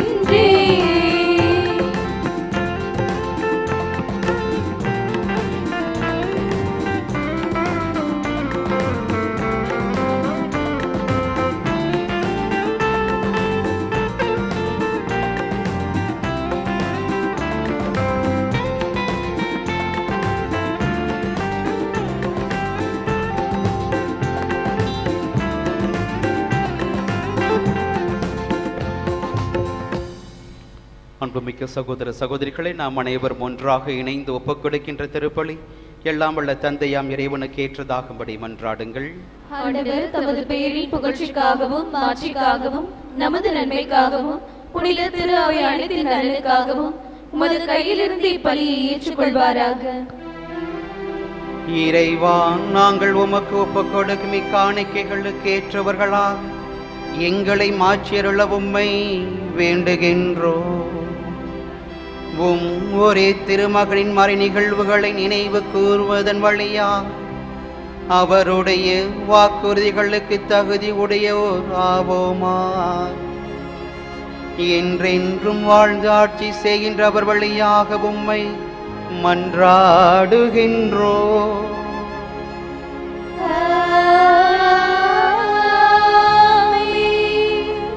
ஆண்டவர் உங்களோடு இருப்பாராக. உம்மான்மாவோடும் இருப்பாராக. இதயங்களை மேலே எழுப்புங்கள். ஆண்டவரிடம் எழுப்பியுள்ளோம். நம் இறைவனாகிய ஆண்டவருக்கு நன்றி கூறுவோம். அது தகுதியும் நீதியும் ஆனதே. ஆண்டவரே, தூயவரான தந்தை, என்றுமுள்ள எல்லாம் வல்ல இறைவா, எந்நாளும் எவ்விடத்திலும் நாங்கள் உமக்கு நன்றி செலுத்துவது எப்பொழுதும் கன்னியான புனித மரியாவின் வணக்க நாளில் நாங்கள் உம்மை போற்றி புகழ்ந்து மாட்சிப்படுத்துவதும் மெய்யாகவே தகுதியும் நீதியும் ஆகும். எங்கள் கடமையும் மீட்புக்குரிய செயலுமாகும். தூய ஆவி நிழலிட்டதால் அந்த அன்னை உம்முடைய ஒரே திருமகனை கருத்தாங்கி தமது கன்னிமையின் மாட்சியில் நிலைத்து நின்று நிலையான ஒளியாகிய எங்கள் ஆண்டவர் இயேசு கிறிஸ்துவை உலகுக்கு அளித்தார். அவர் வழியாகவே உமது மாண்பை வானக தூதர் புகழ்கின்றனர். தலைமை தாங்குவோர் உம்மை வழிபடுகின்றனர். அதிகாரம் செலுத்துவோர் உன் திருமுன் நடுங்குகின்றன. வானங்களும் அவற்றில் உள்ள ஆற்றல்களும் சேராபீன்களும் ஒன்று கூடி அக்களித்து கொண்டாடுகின்றன. அவர்களோடு எங்கள் குரலையும் சேர்த்து கொள்ளுமாறு நாங்களும் உம்மை தாழ்மையுடன் இறைஞ்சி புகழ்ந்து பாடுவதாவது.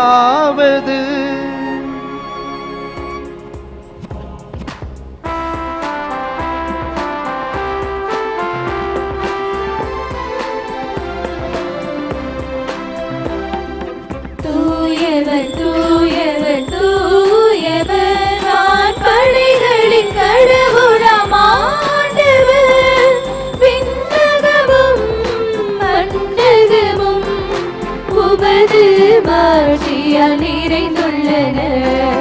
உன்னதங்களிலே ஓசானா, உன்னதங்களிலே ஓசானா, ஆண்டவர் பெயரால் வருகிறவர் ஆசி பெற்றவர். உன்னதங்களிலே ஓசானா, உன்னதங்களிலே ஓசானா. ஆண்டவரை நீர் மெய்யாகவே தூயவர், தூய்மை அனைத்துக்கும் ஊற்று. ஆகவே உம்முடைய ஆவியை பொழிந்து காணிக்கைகளை தூய்மைப்படுத்த உம்மை வேண்டுகிறோம். இவ்வாறு எங்கள் ஆண்டவர் இயேசு கிறிஸ்துவின் உடலும் இரத்தமுமாக இவை எங்களுக்கு மாறுவனவாக.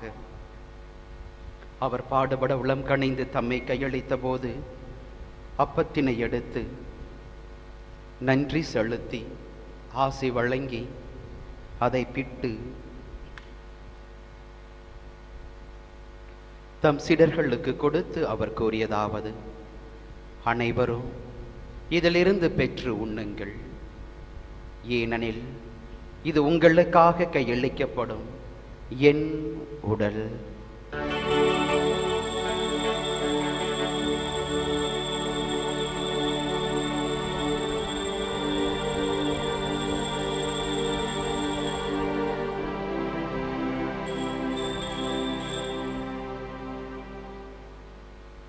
அவ்வண்ணமே இரவு விருந்தை அருந்திய பின் கிண்ணத்தையும் எடுத்து மீண்டும் உமக்கு நன்றி கூறி தம் சீடர்களுக்கு கொடுத்து அவர் கூறியதாவது: அனைவரும் இதிலிருந்து பெற்று பருகுங்கள், ஏனெனில் இது புதிய நிலையான உடன்படிக்கைக்குரிய என் இரத்தத்தின் கிண்ணம். இது பாவ மன்னிப்புக்கென்று உங்களுக்காகவும் பலருக்காகவும் சிந்தப்படும். இதை என் நினைவாகச் செய்யுங்கள்.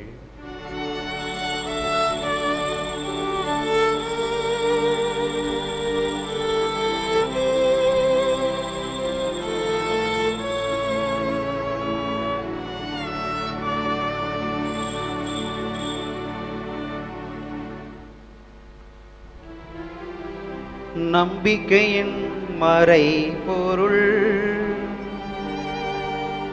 ஆண்டவரே, நீர் வருமளவோ உமது இரவினை அறிக்கையிடுகின்றோம். உமது உயிர்ப்பினையும்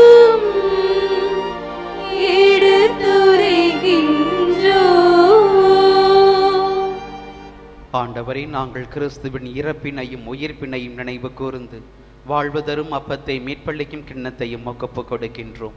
உம் திருமுன்னின்று உமக்கு ஊழியம் புரிய தகுந்தவர்கள் என எங்களை ஏற்றுக்கொண்டீர்.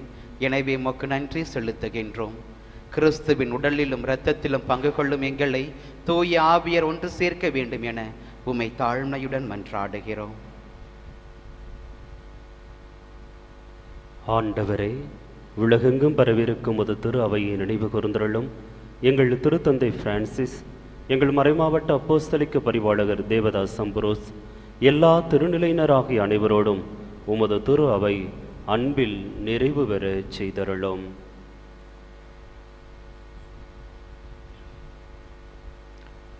மேலும் உயிர்த்தெழும் நோக்குடன் துயில் கொள்ளும் எங்கள் சகோதரர் சகோதரிகளையும் இறந்தோர் அனைவரையும் இரக்கத்தோடு நினைவு கூர்ந்து உமது திருமுக ஒளியினுள் ஏற்றருளும்.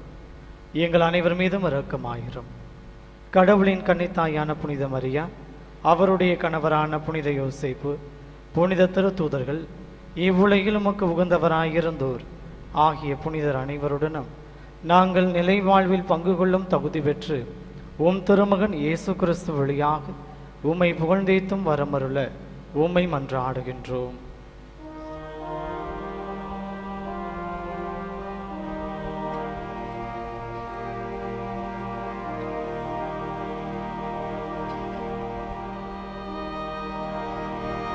இவர் வழியாக இவரோடு இவரில் எல்லாம் வல்ல இறைவனாகிய தந்தையே,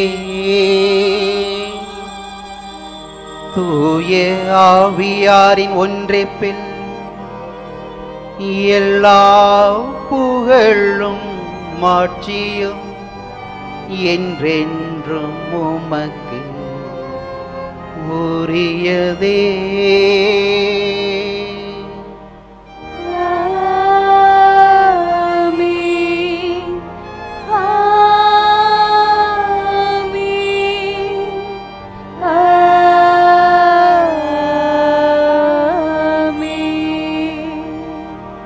மீட்பரின் கட்டளையால் கற்பிக்கப்பட்டு இறை படிப்பினையால் பயிற்றுவிக்கப்பட்ட நாம் அனைவரும் இணைந்து பாடுவோம்.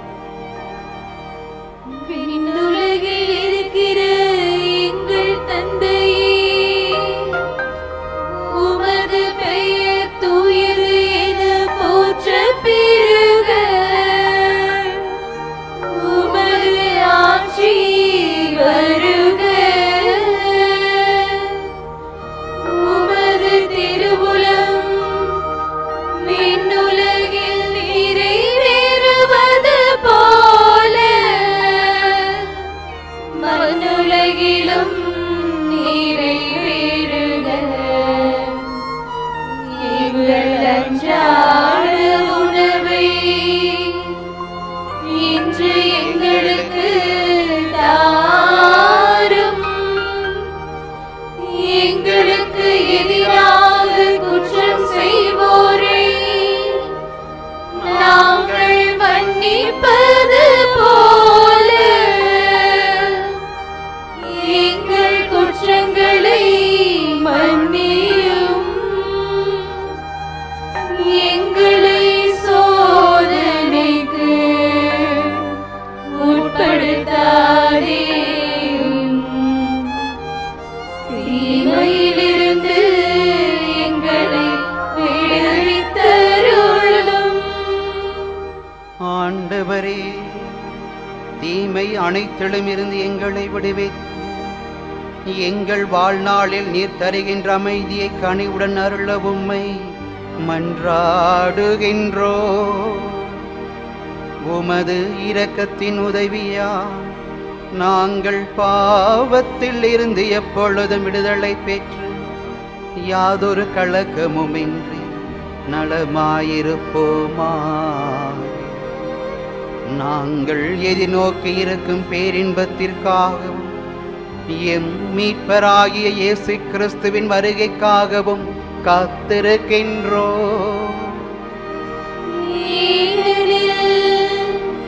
ஆட்சியும் வல்லமையும்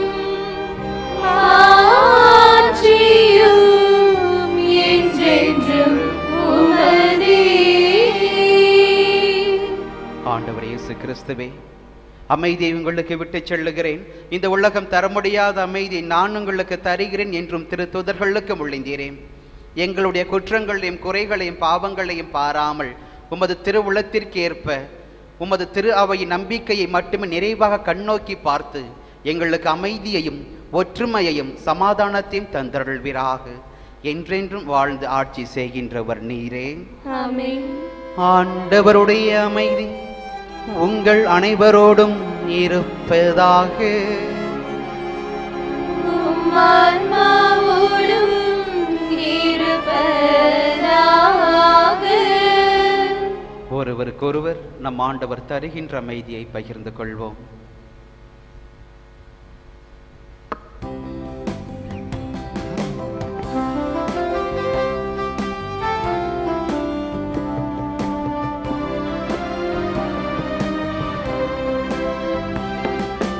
உலகின் பாவம் போக்கும் தேவ செம்மறியே, எங்கள் மேல் தயவாயிரும். உலகின் பாவம் போக்கும் தேவ செம்மறியே, எங்கள் மேல் தயவாயிரும். உலகின் பாவம் போக்கும் தேவ செம்மறியே, உமது அமைதியை எமக்கு அருளுமே. உமது அமைதியை எமக்கு அருளுமே.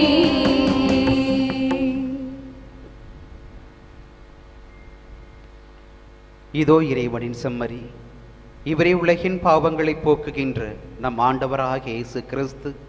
இந்த செம்மறியன் திருவிருந்துக்கு இன்று அழைப்பு பெற்றிருக்கக்கூடிய நாம் அனைவரும் பேறு பெற்றோர். ஆண்டவரே, நீர் என் இல்லத்தில் எழுந்தருள நான் தகுதியற்றவள். ஆனால் ஒரு வார்த்தை மட்டும் சொல்லியருளும், எனது ஆன்மா நலமடையும். கிறிஸ்துவின் திரு சரணாலயம்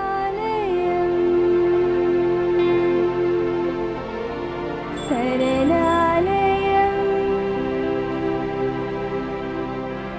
சரணாலயம் சரணாலயம்.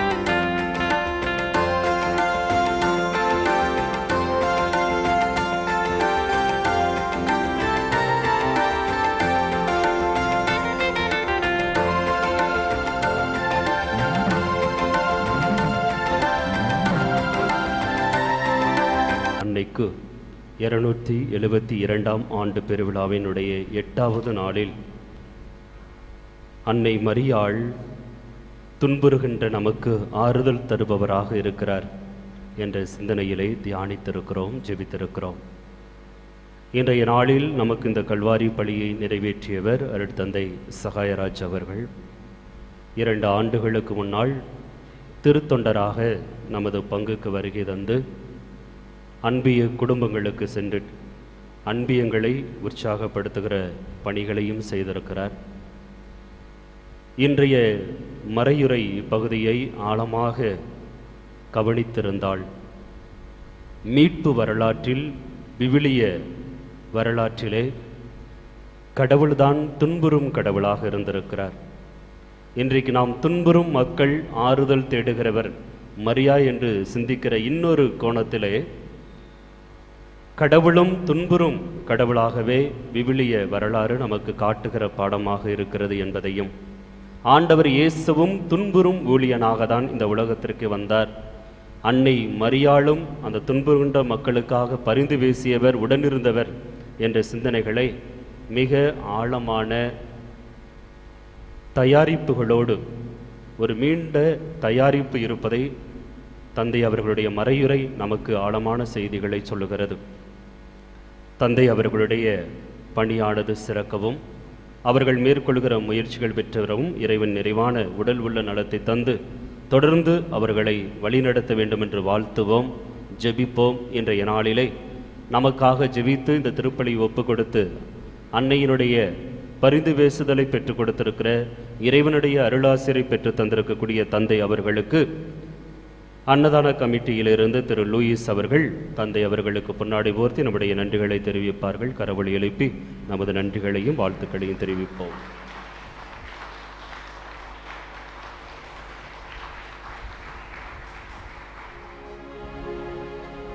நன்றி கூறி மன்றாடுவோமா.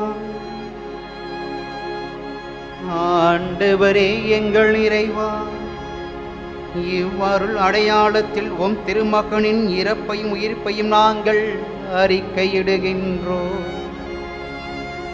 அதனால் அவருடைய பாடுகளில் நாங்கள் பங்கேற்று அவருடைய ஆறுதலிலும் ஆட்சியிலும் பங்கு பெற தகுதியை அருள்வீராக. எங்கள் ஆண்டவராகிய கிறிஸ்து வழியாக உம்மை மன்றாடுகின்றோம்.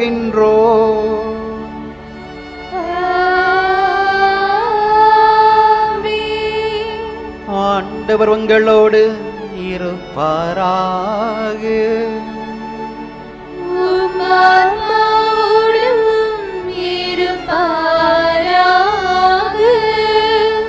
எல்லாம் வல்ல இறைவன் தந்தை, மகன், தூய ஆவி உங்கள் அனைவரையும் ஆசீர்வதிப்பாராக.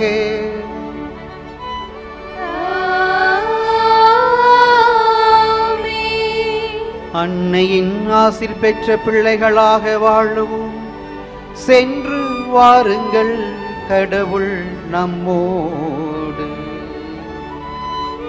இறைவனுக்கு நன்றி.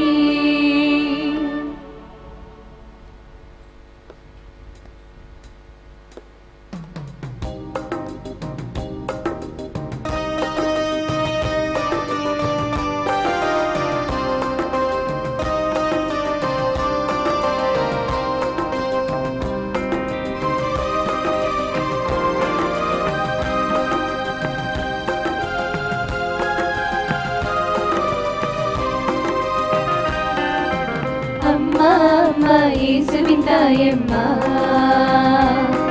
இந்த ஏழைக்கும் அம்மா நீ அம்மா. அம்மா அம்மா இயேசுவின் தாயம்மா, இந்த ஏழைக்கும் அம்மா நீ அம்மா. இந்த இடர்வரினும் அந்த தடை உடைத்து, இந்த இடர்வரினும் அந்த தடை உடைத்து, இந்த கரம் பிடித்து என்னை வழி நடத்து. இந்த கரம் பிடித்து என்னை வழி நடத்து. அம்மா அம்மா இயேசுவின் தாயம்மா, இந்த ஏழைக்கும் அம்மா நீ அம்மா.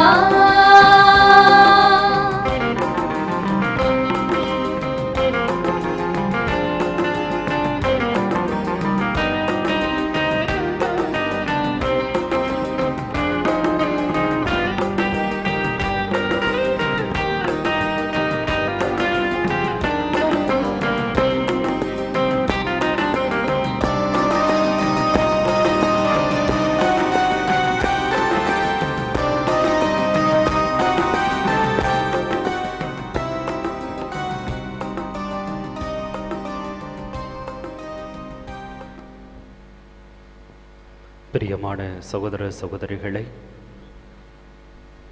நலம் தருகின்ற துன்புறுகின்றவர்களுக்கு ஆறுதலாய் இருக்கக்கூடிய அன்னை மரியாளை நோக்கி நாம் நம்முடைய வேண்டுதலை எழுப்புகிறோம். இதோ இந்த நாளிலே இந்த திருப்பலி கருத்துக்கள் வழியாக ஜெபித்த ஒவ்வொரு குடும்பங்களுக்காகவும் மற்றும் நமது பங்கிலை பணியாற்றும் மரியின் ஊழியர் சபை அருட்சகோதரிகள், அருங்கொடை ஜபக்குழுவினர், பெண்கள் பணிக்குழுவினர், இருதய மாதா சபையினர், அன்னதான கமிட்டியினர், பாடகர் குழுவினர், பலிப்பீடு சிறுவர் சிறுமியர்களுடைய கருத்துக்களுக்காகவும் மற்றும் இந்த திருவிழா நிகழ்வுகளிலே நமக்கு உதவி செய்து இந்த பெருவிழா இனிதாக அமைவதற்கு உதவுகின்ற சிறப்பு நன்கொடையாளர்கள் அன்னை மரியாள் ஆசிர்வதிக்கவும் அவர்களுக்காக பரிந்து பேச வேண்டும் என்று இந்த நேரத்தில் நாம் ஜெபிப்போம். நம்முடைய தனிப்பட்ட தேவைகளோடு வந்திருக்கிறோம். அதே நேரத்தில் நமக்கு அடுத்திருப்பவர்களும் நம்முடைய ஜெபத்தை எதிர்நோக்கி காத்திருக்கும் எத்தனையோ நபர்கள் வீடுகளிலிருந்து நம்முடைய இந்த திருவிழா திருப்பலியை பார்த்து கொண்டிருக்கிறார்கள். ஆலயத்திற்கு வர முடியாத சூழலாக இருந்தாலும் கூட அவர்கள் வீட்டில் இருந்தபடியே அன்னை மரியாளை நோக்கி ஜெபிக்கிறார்கள்.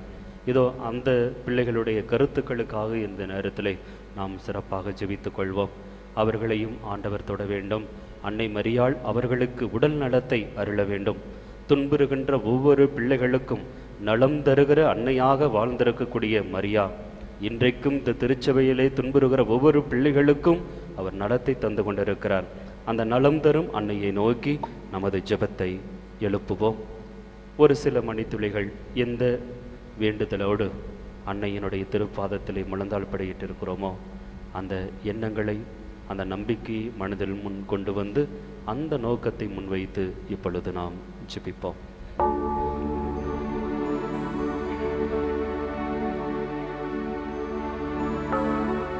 ஓ தூய கன்னி மரியாயே, ஜென்ம பாவமில்லாமல் உற்பவித்த மகா பேறு பெற்றவளே, தந்தையாகிய இறைவனின் தவப்புதல்வியே, இறைவனும் மனிதனுமான எங்கள் ஆண்டவர் இயேசு கிறிஸ்துவின் அற்புத கன்னித்தாயே, தூய ஆவியானவரின் உன்னத தர்ம பத்தினியே, உலகின் பாவங்களை போக்கும் செம்மறியானவரின் மீட்பு பணியில் பங்கு பெற்ற எங்கள் உடன் இரட்சகியே, உமது திருமகனின் தெய்வீக அன்பின் இறுதி விருப்பத்தை ஏற்றுக்கொண்டதால் எங்களுக்கு கிடைக்க பெற்ற அன்பு நிறைந்த அன்னையே, மகிமையில் வீற்றிருக்கும் இயேசு கிறிஸ்துவோடு விண்ணக மன்னக அரசியாக முடிவுடைய பெற்றவளே, உம்மிடத்தில் ஒரு வரத்தை நாங்கள் இறந்து கேட்கிறோம், அதை நீர் ஒருபோதும் எங்களுக்கு மறுக்க மாட்டீர் என நம்புகிறோம். அதாவது உமது இடைவிடாத நேசத்தையும் சிறப்பாக அன்னைக்குரிய ஆசிகளையும் எங்கள் எல்லோருக்கும் தயவோடு தந்தருளும். இன்று உமது மலரடிகளை பற்றி கொண்டு அம்மா உமது அடியோர்களை ஆசிர்வதிக்கும் வரை உமது திருப்பாத பிடியை விடமாட்டோம் என்று நாங்கள் இப்போது சொல்வதை நினைவு கூர்ந்தருளும்.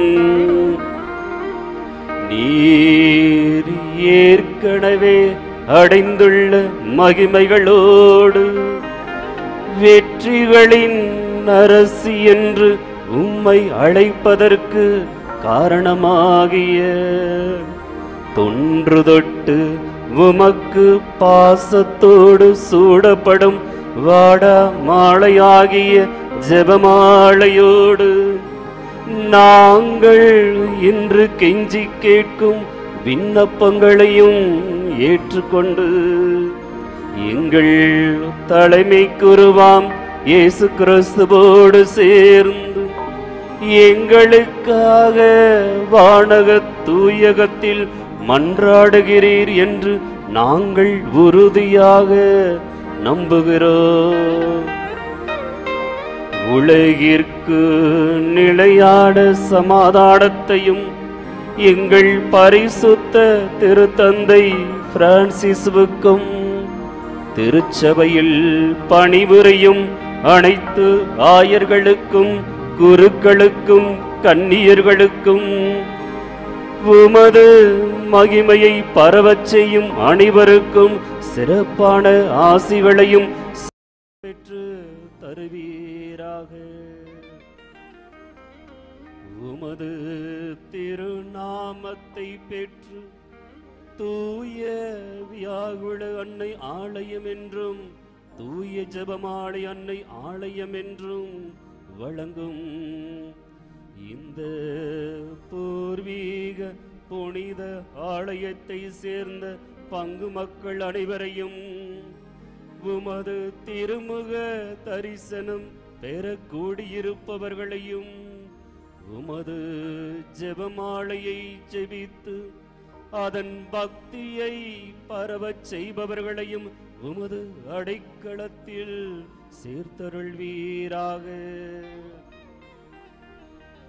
ஓ மரியாவின் தூய ஜெபமாலையே, இறைவனோடு எங்களை ஒன்றிக்கும் இனிய சங்கிலியே, சம்மனசுகளோடும் மோட்ச வாசிகளோடும் எங்களை உறவாக்கும் சிநேக பந்தனமே, நரக கூலிகளை எதிர்க்கும் பயமணுகாத ஒப்பரிகையே, சாதாரணமாக கப்பல் மோதி உடையும் இடத்தில் கட்டப்பட்ட உண்மையான துறைமுகமே, இனி ஒரு காலம் உம்மை விட மாட்டோம் என உறுதி கூறுகிறோம். எங்கள் ஜீவியத்தின் முடிவில் உம்மை பக்தியோடு முக்தி செய்யும் பாக்கியத்தை பெறுவோமாக. எமது மரணிக்கும் உதடுகளின் கடைசி வார்த்தைகள் பொம்பேயி கணவாயின் ஜெபமாலை அரசியே என்னும் உன்னத மொழிகளாக அமைவனவாக. பன்னிரு விண்மீன்களை முடியாக சூடிய அன்புக்குரிய எங்கள் அன்னையே, பாவிகளின் ஏக அடைக்கலமே, கஸ்திப்படுவோருக்கு மேலான தேற்றரவே, மன்றாடும் திருச்சபைக்கு முன்மாதிரியே, விடியற்கால விண்மீனாக எங்கள் வாழ்வில் உதித்தருளும். நீர் திருவாய் மலர்ந்தருளியபடியே எல்லா தலைமுறைகளோடும் சேர்ந்து பாக்கியவதி என நாங்களும் உம்மை புகழ்ந்து போற்றுகிறோம். உமது திருநாமம் இப்பூவுலகில் இப்போதும் எப்போதும் வாழ்த்தப்படுவதாக. ஆமென்.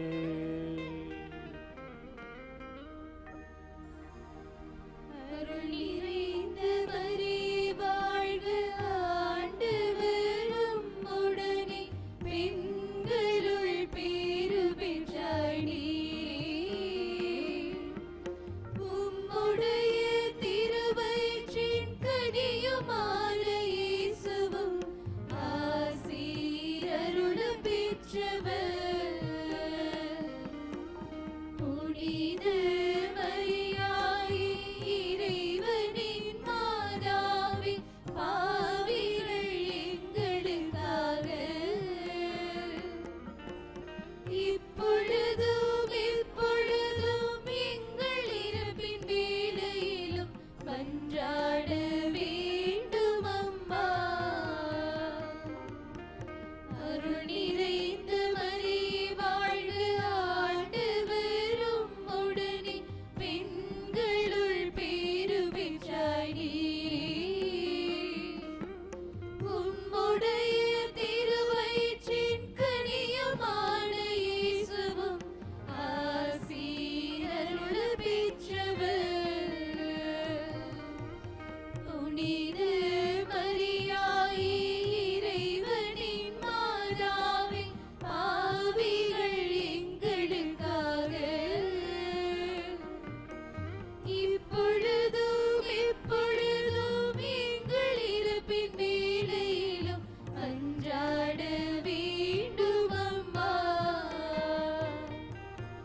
அருள் நிறைந்த மரியே வாழ்க, ஆண்டவர் உம்முடனே, பெண்களுள் பேறு பெற்றாய் நீரே. உம்முடைய திருவயிற்றின் கனியுமான இயேசுவும் ஆசீர் அருள் பெற்றவர்.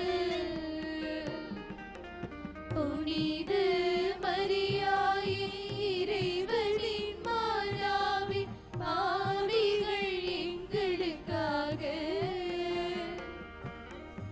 இப்பொழுதும் எப்பொழுதும் எங்கள் இறப்பின் வேளையிலும் மன்றாட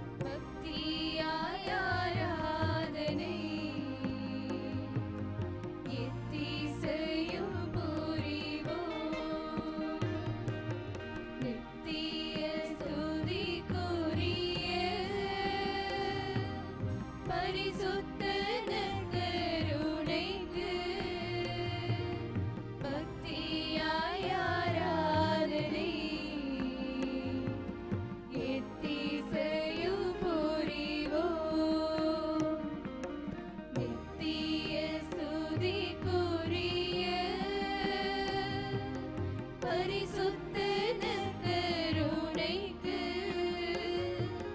பக்தியாய் ஆராதனை எத்திசையும் புரிவோம்.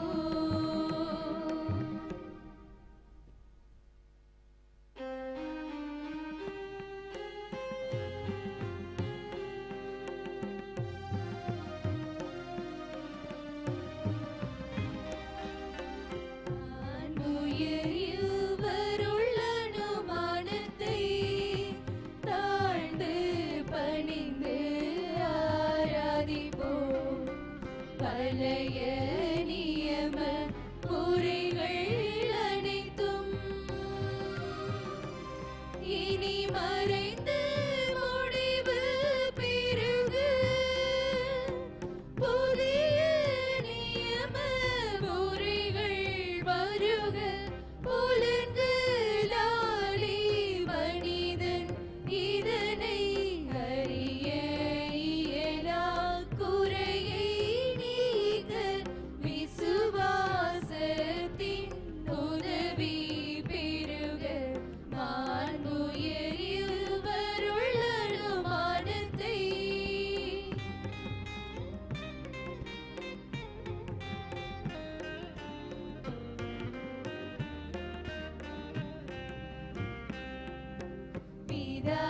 பிதாவர்க்கும் சுதனிவர்க்கும் புகழ்ச்சியோடு வெற்றியார்க்கும் மீட்பின் பெருமை மகிமையோடு வலிமை வாழ்த்து யாவுமாக. இருவரிடமாய் வருகின்றவராம் தூய ஆவியானவர்க்கும் அளவில்லாத சம புகழ்ச்சி என்றுமே உண்டாகுவதாக. இனியன தேவன் வாழ்கவே.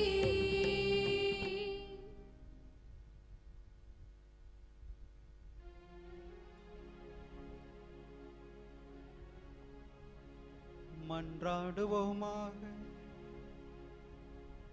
இறைவா, இந்த வியப்புக்குரிய அருள் அடையாளத்திலே உம்முடைய பாடுகளின் நினைவை எங்களுக்கு விட்டு சென்றே.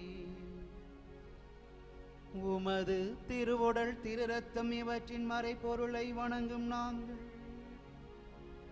உமது மீட்பின் பயனை இடைவிடாமல் வைத்துணர அருள்வீராக.